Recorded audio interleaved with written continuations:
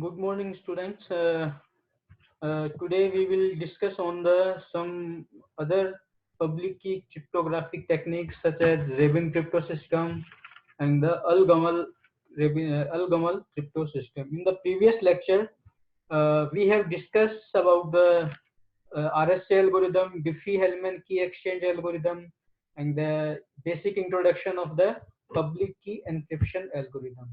So now we start the Rabin crypto system. Basically, Rabin crypto system is the asymmetric key uh, public encryption algorithm for use communicating between two parties and encrypting the message. It is developed by the Rabin, Michael Rabin, in 1979. Uh, Basically, the security of Rabin crypto system is related to difficult of factorization. So, basically, Rabin crypto system is a simple algorithm that is based on the asymmetric key cryptography. So now we discuss about the what is the encryption, decryption, and the what is the key generation of the algorithm. So now we start the key generation. In the key generation, uh, generate or select the two large prime number. This is called the P and the Q.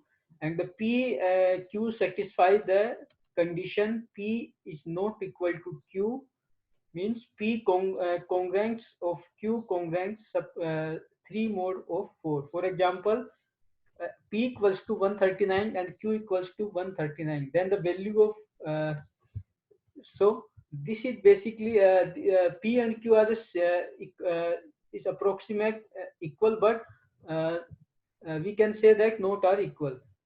So we always select P and Q value are different and the P and Q are a prime number. और हम कह सकते हैं कि P and Q जो भी है हमेशा एक लार्ज प्राइम नंबर होंगे, ठीक है, और उन P और Q की वैल्यू कभी भी एक दूसरे के इक्वल नहीं होगी. उसके बाद कैलकुलेट करेंगे अपन एन मीन्स कोई भी वेरिएबल है कि जो भी अपन ले सकते हैं एन, और उसके बाद कैलकुलेट करने के लिए पी और क्यू को आपस में मल्टीप्लाई करेंगे. सो यहाँ पर एन आपकी पब्लिक की होगी और पी और क्यू आपकी प्राइवेट की होगी. ये इस एल्गोरिथम का कॉन्सेप्ट है कि अपने को पब्लिक की डिराइव करनी है अपने को प्राइवेट की से. So this is the concept of key generation for Rabin crypto system algorithm. After this, we discuss about the encryption. So get the public key and this public key from the key generation, and then convert the message to ASCII value. Means जो अपना message है उसको अपन क्या करेंगे, ASCII value में convert करेंगे, और ASCII value में कन्वर्ट करने के बाद उसको बाइनरी वैल्यू में कन्वर्ट करेंगे और उसको डेसिमल के अंदर लेके आएंगे. यही लिखा है इसमें अपन ने भी, convert the message to ASCII value, then convert it to binary and extend the binary value itself and change the binary value back to the decimal end. तो इसको एनक्रिप्ट करने का सिंपल फॉर्मूला होगा C equals to m square mod of n. m square, m is the message and the mod of n is the public key. So public की के साथ अपन इसका mode निकालेंगे तो यहाँ से अपने को C मिलेगा. C is the cipher text, और C अपन भेज देंगे रिसिपेंट को, या जो भी रिसीवर साइड है वहां पे अपन क्या भेज देंगे, C को अपन भेज देंगे.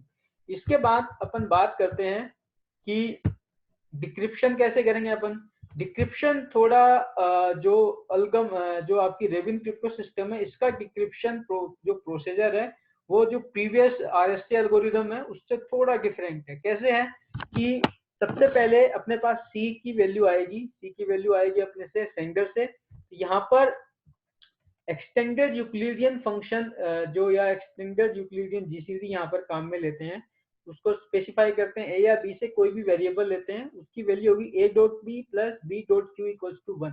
सबसे पहले इस कंडीशन को सेटिस्फाई करना पड़ेगा, ठीक है. तो यहाँ से p और q ऑलरेडी अपने पास हैं और a और b इनकी वैल्यू अपन अपने अकॉर्डिंग सेट करेंगे और डिसाइड करेंगे उसके, और जब ये कंडीशन सेटिस्फाई होगी उसके बाद अपन आगे मूव करते हैं. उसके बाद अपन क्या निकालेंगे, r और s कोई भी वेरिएबल हो सकते हैं. C अपने पास गिवन है, p q अपने पास गिवन है, और मोड पी और क्यू की वैल्यू अपने पास गिवन है। तो यहाँ से अपन आर और एस की वैल्यू कंसीडर करेंगे, यहाँ से निकालेंगे। उसके बाद अपन M1, M2, M3, M4 निकालेंगे। M1, M2, M3, M3, 4, M4 basically ये आपके एक तरीके से जो अपन ने पीछे साइफर टेक्स्ट का है उसको कन्वर्ट करेंगे अपन प्लेन टेक्स्ट में, और फाइनली अपन यहाँ से क्या करेंगे, यहाँ से अपन ये फाइंड आउट करेंगे कि अपना टेक्स्ट कौन सा है। सो बेसिकली इस एल्गोरिदम में अपन क्या करते हैं, इसको वापस जो अपने पास आएगा उसको अपन वापस बाइनरी से डेसिमल में करें, डेसिमल है, डेसिमल से अपन बाइनरी में करेंगे, बाइनरी से वापस अपन किस में लेके आएंगे, इसको अपना जो एग्जैक्ट रियल मैसेज है उसको अपन इसके अंदर कन्वर्ट करेंगे। ठीक है, तो बेसिक डिक्रिप्शन प्रोसेस है अपना। अगर अपन इसके एग्जांपल को देखें, suppose we have select two prime number p and q equal to 7 and q equals to 11, both are not equal, so calculate n equals to 7 into 11, that is the 77. So p and q are the private key and n is the public key. After this we calculate the ciphertext using m suppose m equals to 20, so c equals to m square mod of n, 20 into 20 mod of 77 equals to 15.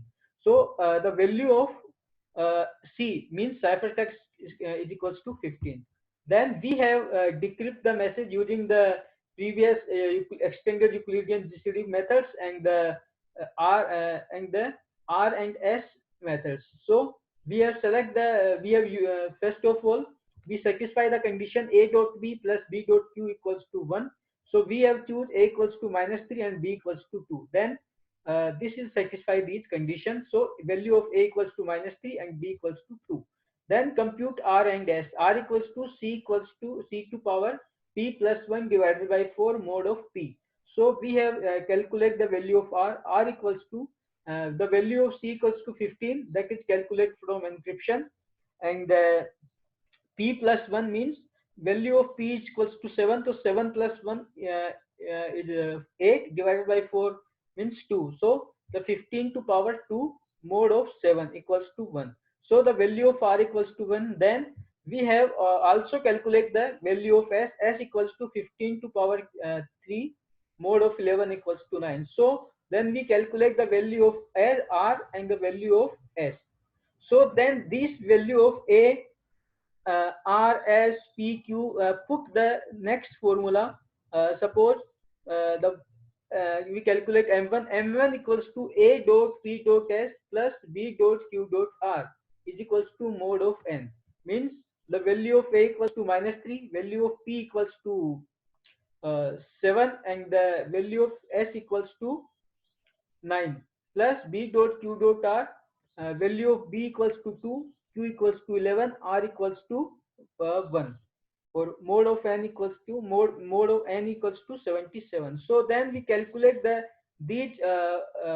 these formula and the values. Then final find out the value m1 equals to 64. Then m2 is equals to n minus m1 means 64 minus 77 minus 64, that is the 13. And the m3 then calculate m3 equal to a dot p dot r minus b dot q dot r equals to mod of n. Then we calculate m3 equals to 20 and m4 equals to 57. So now we have seen that our value in this m3 equals to 20, this is the exact value. Then this value finally convert in the ASCII value, and the ASCII value convert in the final our message. So, there is the more than one plain text, so the complexity of this algorithm is high to compare to other algorithms.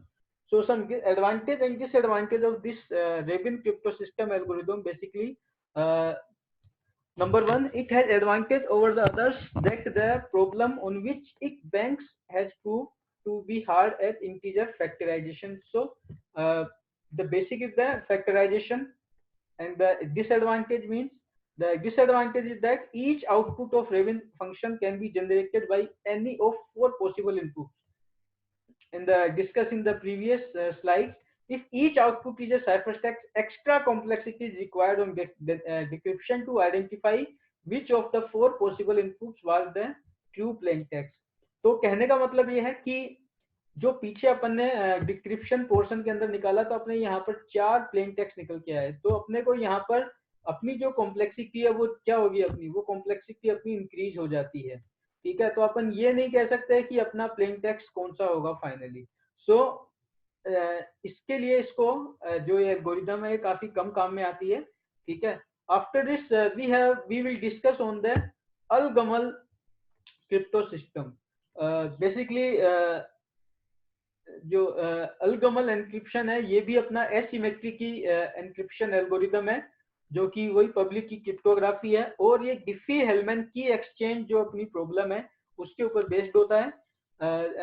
This algorithm published by Tahir Al-Gamal, that is the Egyptian scientist, published in 1985. Basically, the Al-Gamal used in the previous recent version of PGP and the other crypto system, and also used in the DSA. DSA is the data signature algorithm, is a variant of Al-Gamal signature scheme, and which should not be confused with Al-Gamal encryption. Al-Gamal encryption, also called the elliptic curve variant, is based on the discrete logarithm problem.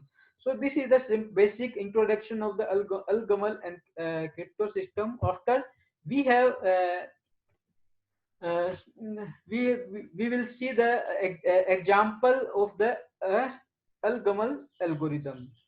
First of all वही करेंगे अपन सबसे पहले कि एक की generate करेंगे, उसके बाद एनक्रिप्ट करेंगे और डिक्रिप्ट करेंगे।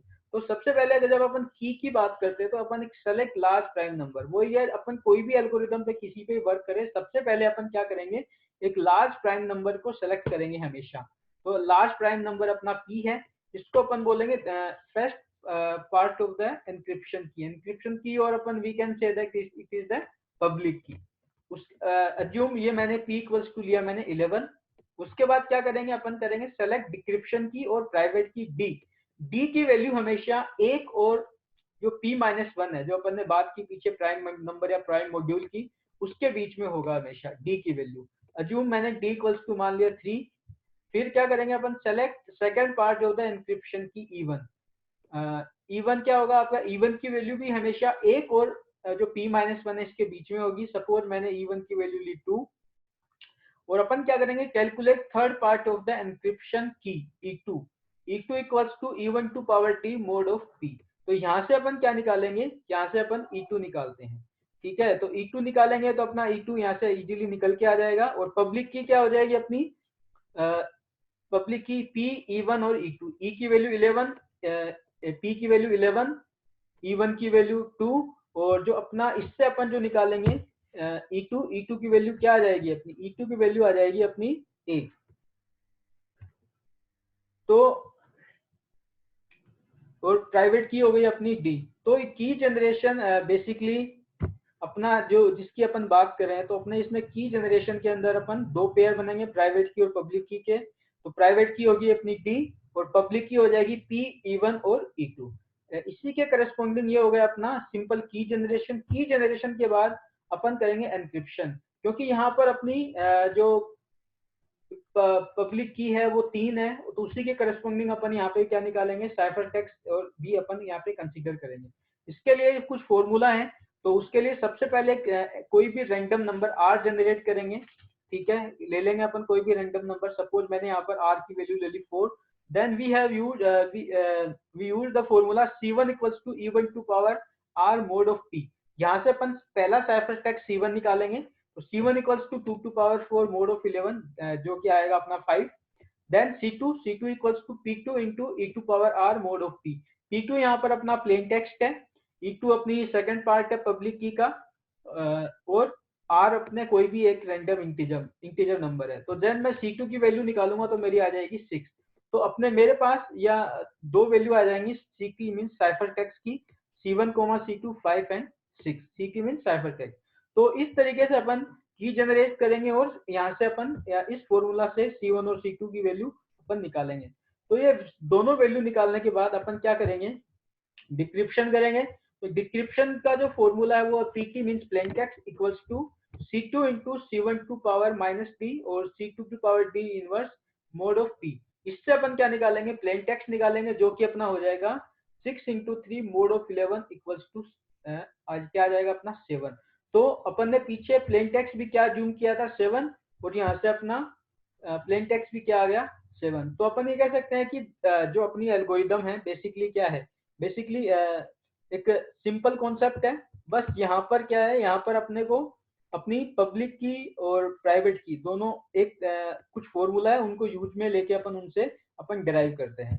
ठीक है, तो इस तरीके से अपन यहाँ से एनक्रिप्शन और डिक्रिप्शन भी अलगमल के लिए निकाल सकते हैं। अगर अपन अलगमल का एनालिसिस करें तो बेसिकली अलगमल एनालिसिस में अपना क्या होगा, इन अलगमल analysis we have one private key and the three component of the public key, prime modulus p, prime number, एक जनरेटर एक E1 हो गया और एक पब्लिक की E2 हो गई। तो बेसिकली 3 एलिमेंट हो गए।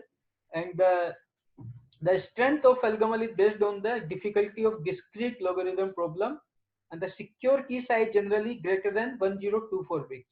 Today we have used the 2048 bit long key used. On the processing speed front, algorithm is quite slow. It is used mainly for key authentication protocol. So this is the simple algorithm analysis, and we have compared to this algorithm to RSA algorithm. So first of all, RSA algorithm is more efficient for encryption, and the algorithm is the more efficient for decryption. उसका reason क्या है, reason ये है कि अलगमल के अंदर अपन C1 और C2 को कंबाइन करते हैं उसके और इसको इन्वर्स करते हैं, फिर अपन डिक्रिप्शन निकालते हैं। तो अलगमल अपनी डिक्रिप्शन के लिए अच्छी है और RSA अपनी एनक्रिप्शन के लिए अच्छी है। और दूसरी बात करें तो सिक्योरिटी लेवल की बात करें, for a particular security level length key are required in RSA mean कि अपने को हमेशा RSA के अंदर लेंथी की रिक्वायरमेंट होती है, जबकि अपने को एक सेम लेवल के अंदर अलगमल के अंदर अपने को शॉर्ट की रिक्वायरमेंट होती है। करंटली सबसे ज्यादा अभी RSA काम में आ रही है, जबकि अलगमल अभी इतनी पॉपुलर नहीं है। ठीक है, तो इसको अपन अभी काम में नहीं लेते हैं। तो अभी ये अपना सारा का सारा जो पब्लिक की क्रिप्टो सिस्टम है उसके ऊपर बेस्ड अपना ये लेक्चर था, जिसमें अपन ने रेबिन क्रिप्टो सिस्टम और अलगमल एनक्रिप्शन, अलगमल पब्लिक की एनक्रिप्शन सिस्टम है उसको अपन ने डिस्कस किया है, और इजीली अपन ने उसको एग्जांपल के थ्रू एक्सप्लेन भी किया है। तो ये अपना पब्लिक की क्रिप्टो सिस्टम का नेक्स्ट पार्ट भी कंप्लीट हुआ। Thanks everyone.